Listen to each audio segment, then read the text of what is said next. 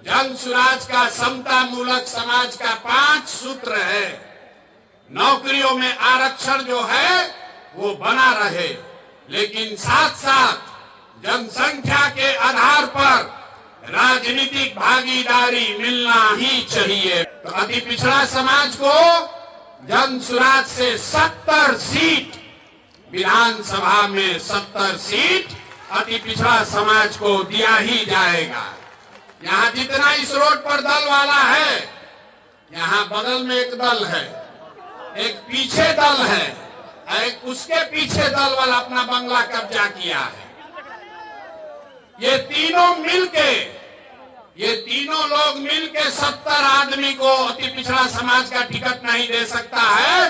जन सुराज के नेताओं ने तय किया है, नहीं, इस बार 70 अति पिछड़ा समाज के काबिल लोग बिहार में चुनाव लड़ेंगे।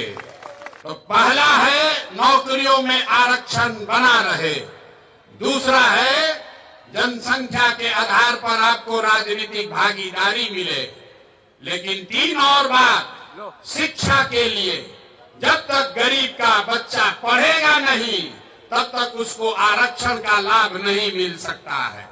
इसलिए जन सुराज ने कहा है, जब तक सरकारी शिक्षा की व्यवस्था सुधरे नहीं, कैसे कि लालू नीतीश ने यहाँ शिक्षा व्यवस्था इतना खराब कर दिया है, इसको सुधारने में बरसों लगेंगे।